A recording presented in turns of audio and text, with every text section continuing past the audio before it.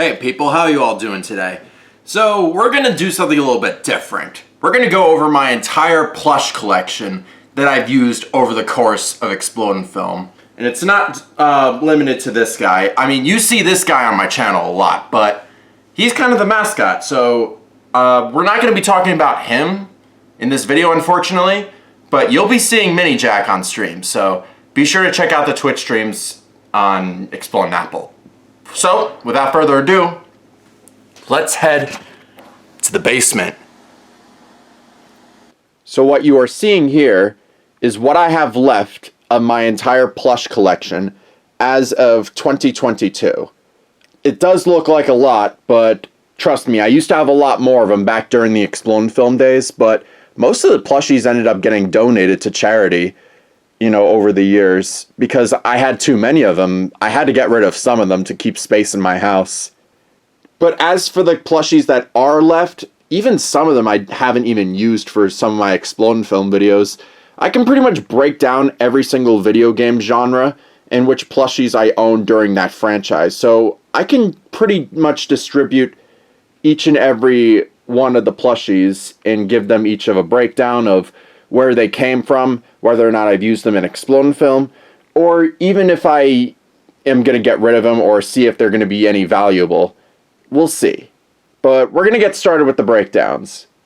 So right over here, we're going to start off with the smaller pile before we get into the much bigger ones.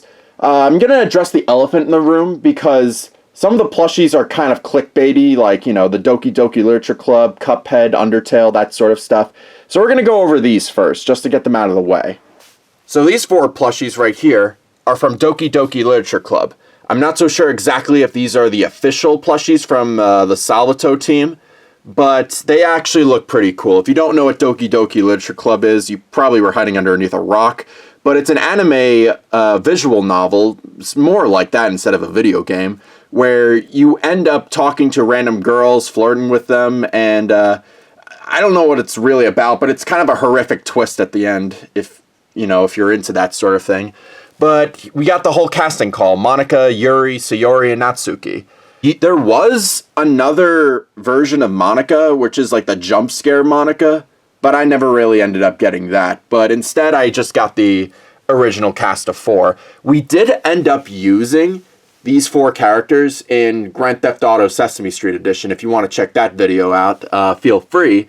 But yeah, that's the only opportunity I've ever used using these Doki Literature Club characters. I used to have one other Monika, but I actually gave her away through a giveaway on my Twitter page because I had a spare, and I didn't want to keep too many of them.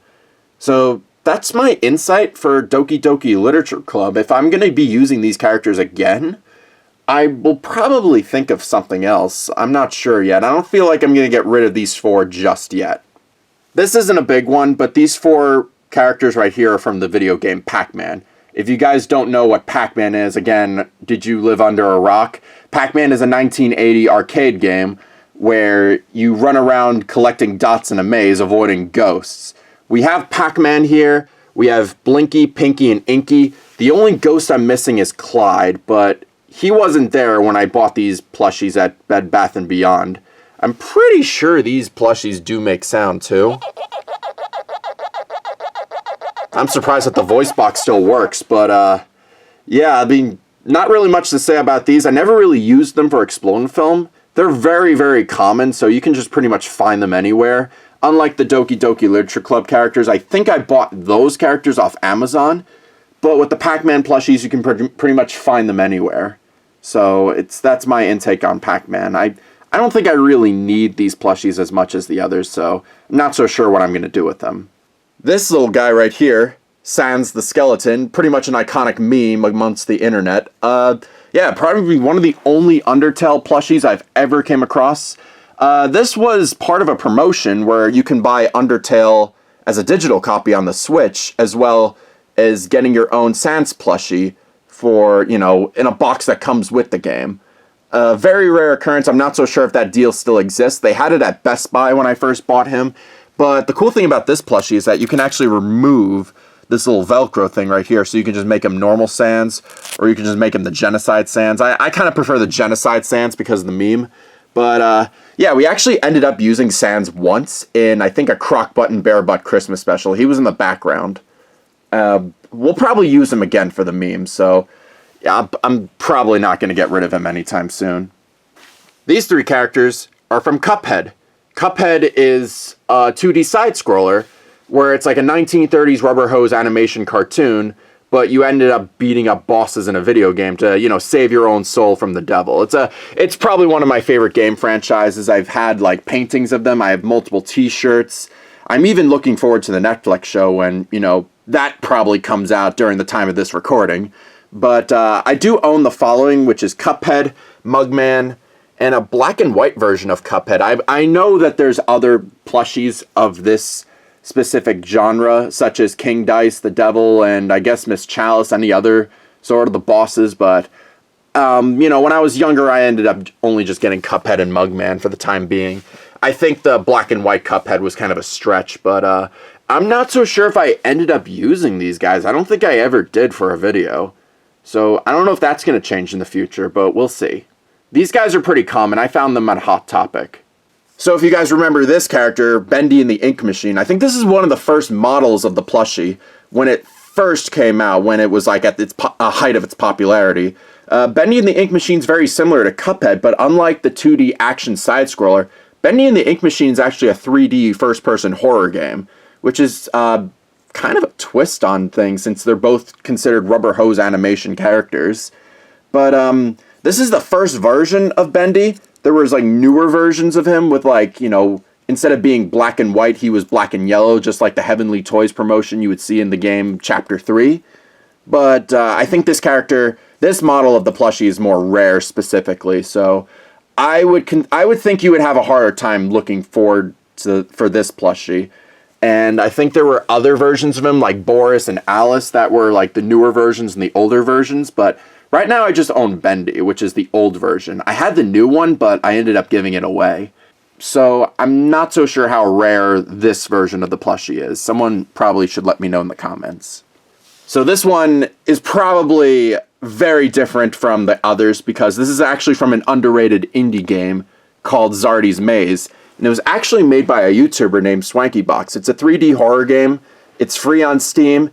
You actually have to survive by destroying 3 weeds and escaping the farm while this evil scarecrow and his friends try to come kill you. It's a pretty difficult game, if you ask me. I did a playthrough of it on my channel, and it's pretty difficult to actually beat. It took me at least a couple hours to, you know, beat eventually. It's not an easy game, guys. But my point here is how I got this plushie is that this is a very, very rare plushie, which was made on Makeshift.com, where SwankyBox actually made like a fund me on this plushie where you donate money to get like a limited edition of Zardy. There's only 3,448 in the world, so I can imagine that this character is extremely rare. You know, upcoming, like, I don't know, maybe 10 years' time, 20 years' time, you're probably not going to see someone like this, like, very often, or they're probably going to be extremely rare. So I'm probably going to be keeping this guy for a long time. I have some plans to feature him for another video.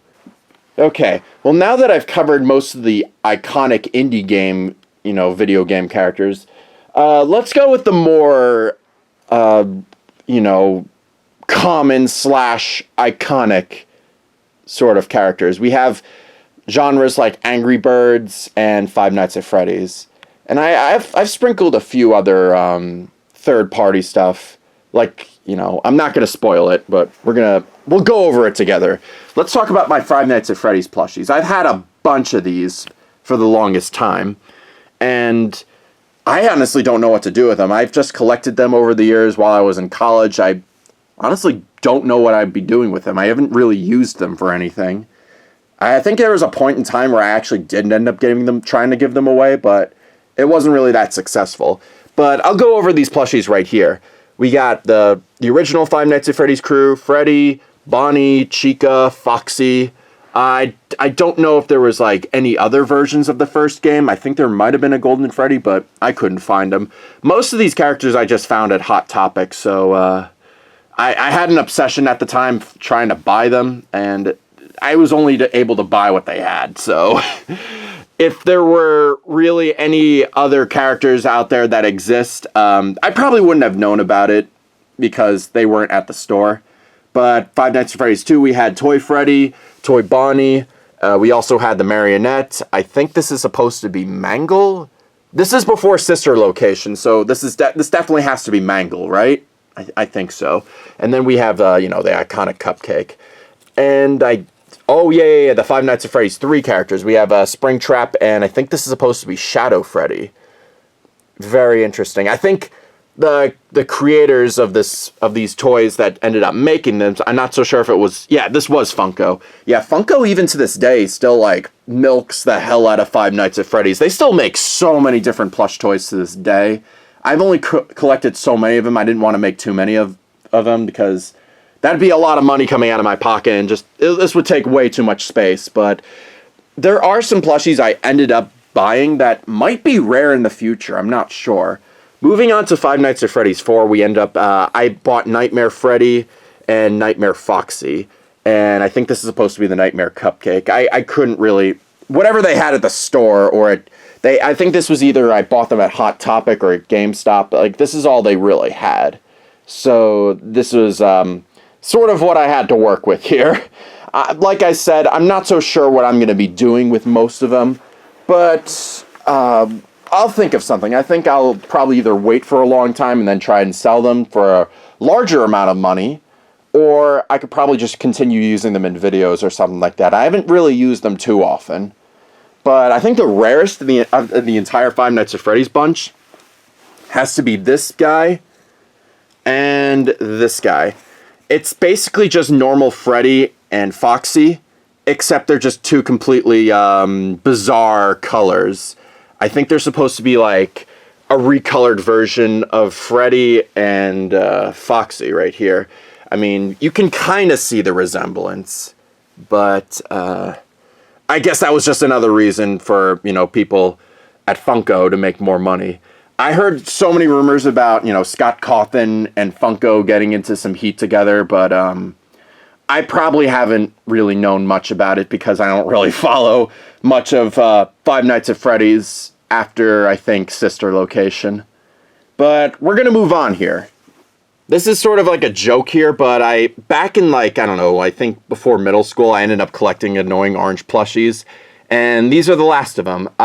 This is Orange and Pear. The guy who made it Annoying Orange, his name was Dane Bodenheimer. He made a show on Cartoon Network that I don't know if it was really that good according to a lot of critics. But I ended up growing up with the Annoying Orange YouTube series, and I always wanted to meet this guy. He was kind of a big inspiration to me. That's why I kept these plushies. I used to have a lot more of them. They were like the talking figures, but I ended up giving those away to charity. So there you go.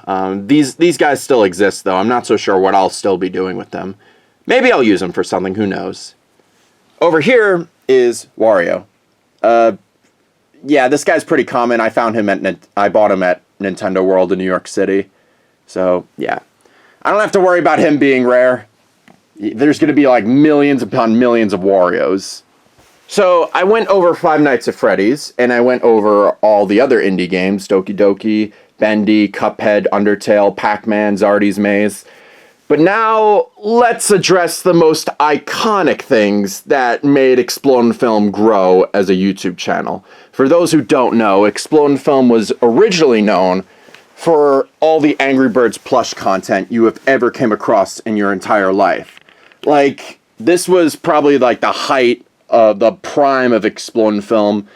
At the time it was called J. Sullivan 1998 because Jack Sullivan is my real name, but I kind of rebranded after I made Xplodin Apple and renamed the channel Xplodin Film because it had a nice ring to it. It was primarily the second channel to me outside of making video game content. That's primarily the reason why I made it, rebranded J. Sullivan 1998 as Xplodin Film. But now that I've explained the whole lore behind it, I'm going to go over all the Angry Birds that I still have to this day and whether or not I continue using them a lot.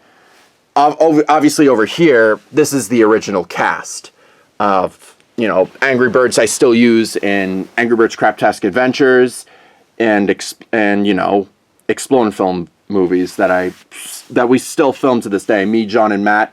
It originally started with me and Matt, but eventually Adam, John, Ben, Dom, they all got into it, and we became a whole team. And so every blue moon, we would just make an Angry Birds video. But all the characters we use, they kind of changed over time. So let's go over them. We have Redbird, I think, and I can also name them by in-game names because I know a lot of people corrected me in the comments. We have Red, the Blackbird, which also known as Bomb, Yellowbird, also known as Chuck, I think Bluebird, I think there were like 3 of them. There were like the Blue Jays, Whitebird, also known as Matilda, Greenbird, also known as Hal, Giant Redbird, also known as Terrence, Pinkbird, also known as Stella, and Orangebird, also known as Bubbles. There's, a lot of different models of the original plushies have changed, especially Greenbird. There's like the newer design makes his beak less interactive. This is like the oldest design of Greenbird. I've had him for at least probably 12 years now. But most of the plushies here are 5 inches tall, except for Giant Redbird. And this version of Orangebird, which is like the more puffed up version of the Orangebird you would see in-game. If you haven't played the original Angry Birds or even own Angry Birds Trilogy for the Xbox, you would know what I'm talking about.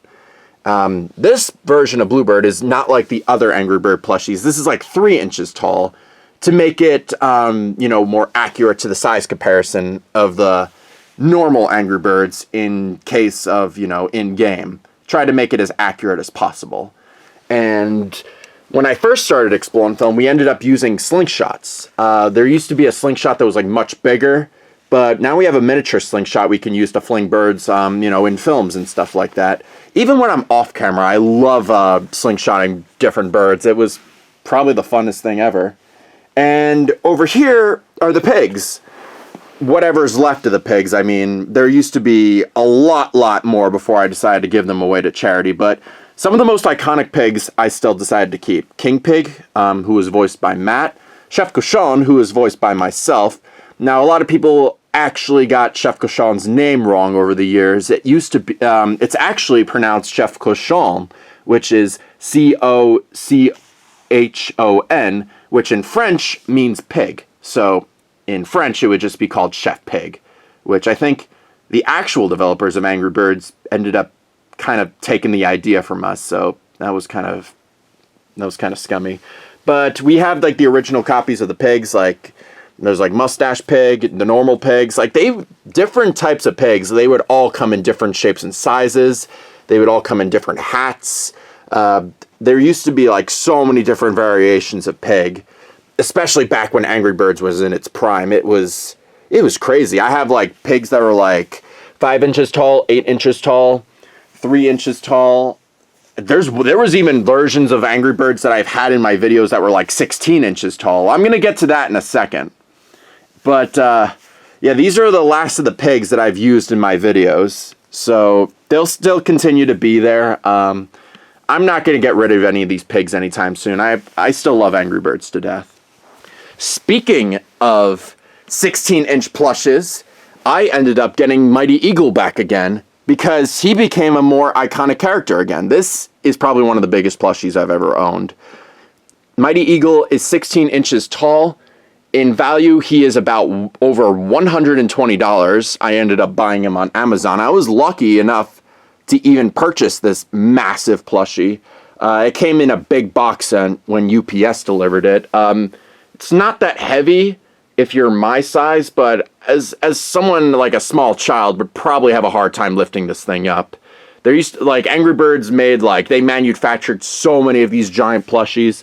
They were really expensive buying them online. So if anything, if I tried doing that to this day, it would just probably even take up even more space than the tiny plushies. But Mighty Eagle is still a good character. He was originally voiced by Matt, and then I think John decided to take over his role as Mighty Eagle. And then at some point even Adam did it too. So all of us were voicing Mighty Eagle. And same thing with most of the birds. We would sometimes in the oldest days, we would, switch roles. It was very unorganized, but it was fun. Over here, the Angry Birds Space characters. I've used these in a very specific series called Birds in Space.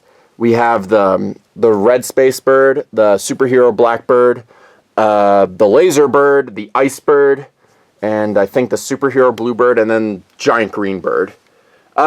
These are pretty much self-explanatory. I'm pretty sure the Angry Birds Space characters are a lot more rare nowadays because, well, Angry Birds Space doesn't really exist anymore on the App Store, sadly.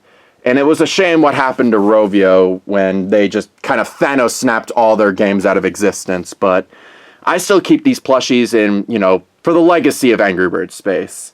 I still love them even to this day. And another game that was forgotten from Angry Birds is Angry Birds Star Wars. Now, before Disney bought Angry Birds, well, not Angry Birds, Star Wars as a whole franchise, George Lucas actually did a collab with Angry Birds to cash in on the franchise, where Star Wars would they would do reiterations of Star Wars A New Hope, the Star Wars the prequel trilogy. They would do they would have all characters be different Angry Birds characters. It was like Family Guy Star Wars in a way, but it was you can actually interact with the game in game. You know, you could slingshot Angry Birds on the Death Star or something like that. And you would see you know, Redbird as Luke Skywalker, Princess Leia as the Pink Bird, Han Solo as the Yellow Bird, Giant Redbird as Chewbacca, and then I think I had a few Stormtrooper pigs. I wish I could have gotten more of these.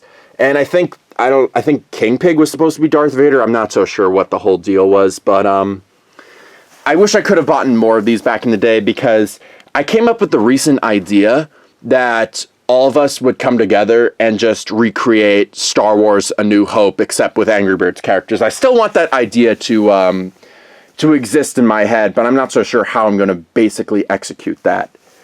So, I'll figure it out when that time comes. And over here is all the extra Angry Birds characters that I've used in the films, or what's left of them. These are just extras. I'm not so sure, really. They just exist out here. This is just, I think, a version of Redbird that I won at a claw machine once at a carnival. And then, I don't know where this ice bird came from. I think Bendy ended up giving it to me after winning that in a claw machine. The girl Redbird and the girl Whitebird, I ended up getting those online because I think those are more rare than ever. Like the Valentine's Day ones, the specific holiday Angry Birds ones are now becoming a lot more rare. So even if I don't use them in specific videos, I'll probably still keep them anyway because of how rare they are. And I think this was the Halloween Blackbird. I used to have Halloween Redbird as a devil, and then Whitebird as, not Whitebird, Yellowbird as a wizard. But I'm not so sure what happened to them. I think I ended up giving those away. And this is a little beanbag Redbird that I actually used as you know, Redbird's kids in the final chapter. I think the other two eggs I used were Angry Birds keychains. You know, back when I was 13, you know, this is from 10 years ago. I was all about Angry Birds. It was on my brain. So everything I thought of, everything I dreamed about at night, everything I just pretty much did in my free time, it was just playing all the Angry Birds games. It was a lot of fun.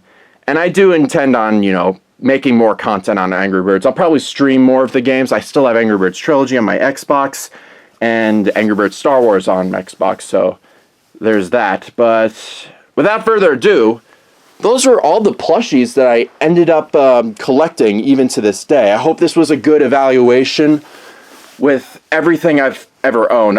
I probably should be cleaning this up now because I don't want this, you know, messing up my entire basement. I'm probably just going to put them all in boxes. But, you know, for the ones I'm probably thinking about getting rid of, I'll probably let you guys know if I do decide to give them out to subscribers. But in the meantime, I'll probably keep on thinking. Maybe I'll continue using them in videos. We'll see.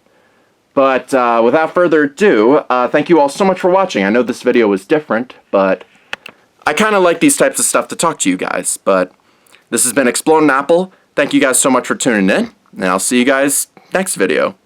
Bye-bye!